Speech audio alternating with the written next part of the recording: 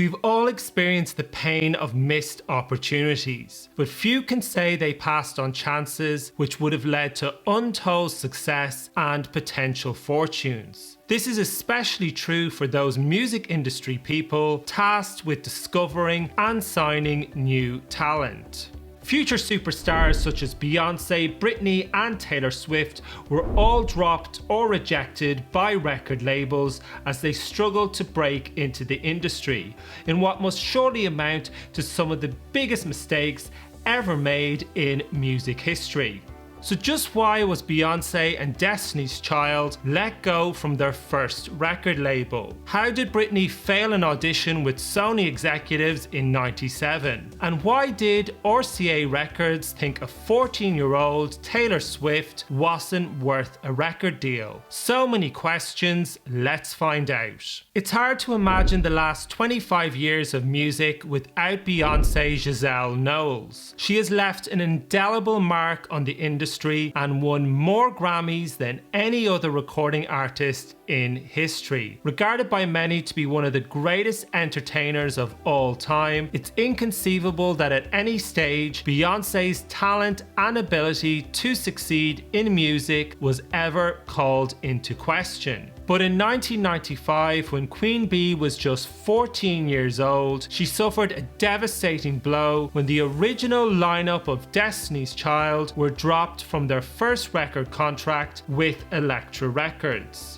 There has been varying accounts over the years as to why the girls were let go. Some blamed Beyonce's father and manager Matthew Knowles and his overbearing behaviour. Some attributed it to the quality of the music the girls were producing at the time. In J. Randy Taraborelli's biography of the star Becoming Beyonce, the author spoke with the producer Daryl Simmons, who was working with the group at the time. Once the music was done, things didn't move as quickly as everyone would have liked. But then Matthew started calling the record company every day, pushing Sylvia, asking how come nothing's going on. He was impatient. People don't respond well to that, especially if you have no track record of hits. Certainly, Sylvia told Daryl she was finding the phone calls a bit much.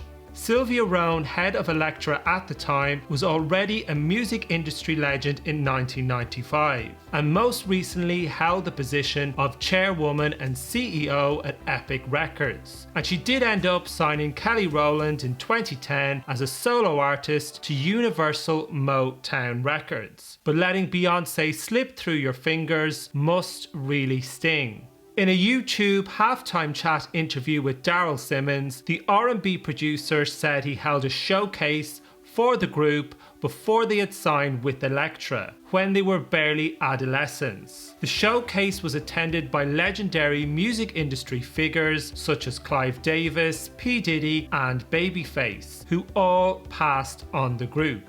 You see, even the greats get it wrong sometimes. Of course, Destiny's Child and Beyonce went on to achieve astonishing success, so it panned out more than okay for them in the end. Pop culture icons don't really come much bigger than Britney Spears. After reviving teen pop in the late 90s and early 2000s, Britney dominated the music industry and broke countless records along with it. In 1997, it was becoming clear that teen pop was on its way back, with both the Spice Girls and Hanson hitting #1 in America and around the world. And in the summer of '97, a young teenager from Kentwood, Louisiana by the name of Britney Jean Spears was looking for a record deal. Surely industry professionals could sense the direction music was going in and the potential of a former member of the Mickey Mouse Club. Well, evidently not, cause Britters was turned down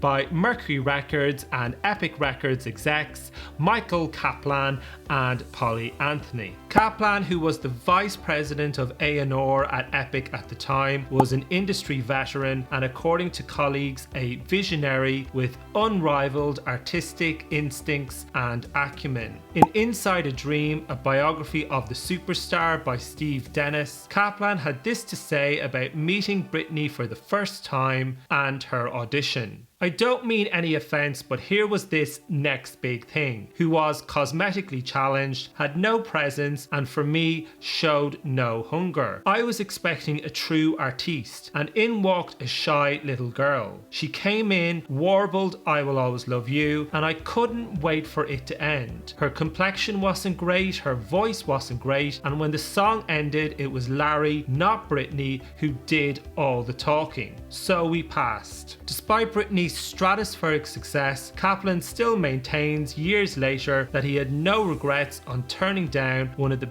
biggest female artists ever. Call me old-fashioned, but I'm looking for true talent and one hell of a voice. Jeff Fenster saw the same hand puppet that I did. Bottom line, in my opinion, it could have been any number of girls stood in her shoes, in the right place at the right time. Jive Records, of course, did see something unique in Britney and signed her, but it has been widely reported over the years that they too had doubts over her demo, which was apparently sang in the wrong key. Epic may have passed on Britney, but by early '99 they signed teen pop singer Mandy Moore, whose sound and image was undoubtedly inspired by the phenomenal success of Miss Spears. They may have passed on Britney, but it was that shy teenager from Louisiana who ended up changing the game, and was arguably the biggest pop star on the planet for most of the 2010s. In 2019, Billboard placed her number 8 on the greatest artists of all time list, in between Michael Jackson and Stevie Wonder. Her 2023 Eras Tour is set to become the highest grossing female tour of all time. So you would imagine that in the fledgling stages of her career, it would have been impossible to miss her prodigious talent. Well, RCA Records did,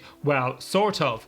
In an interview with the British Telegraph from 2009, Taylor talked about how she was planning on becoming an international superstar from the age of 10. By age 11, Tay-Tay started going to Nashville with her parents to try and break into the industry. Age 13, RCA signed the young singer to a development deal, which is exactly what it sounds like. The record company give you some money and time to develop, but there is no guarantee of a contract at the end of it. When it came time to review the development deal, age 14, RCA decided not to take up the option of signing her to a record contract and instead to keep Tay-Tay on the development deal and then review her progress in 4 years' time. Young Taylor clearly believed in her talent so much she decided to walk away from RCA. The budding country star soon got the record contract she believed she deserved when she signed with Big Machine Records, an offshoot of Universal. And the rest, as they say, is history. Admittedly, the artists in question may not have reached the standard they would later in their careers and simply needed more time to develop. Ultimately, these singers didn't seem to lose out from these rejections, and judging by their phenomenal success, they found the right partners with the record companies they eventually signed with. But for the people who turned them down, it must have felt like losing a winning lottery ticket. And to have to watch as the artist you rejected goes on to achieve phenomenal success must really rankle. Letting go of some of the biggest artists in music history is a mistake nobody wants on their CV. And if you'd like to learn more about how Britney made her classic Blackout album, check out my video documenting the process. And if you got value from this video, don't forget to hit the subscribe button. Thanks for watching.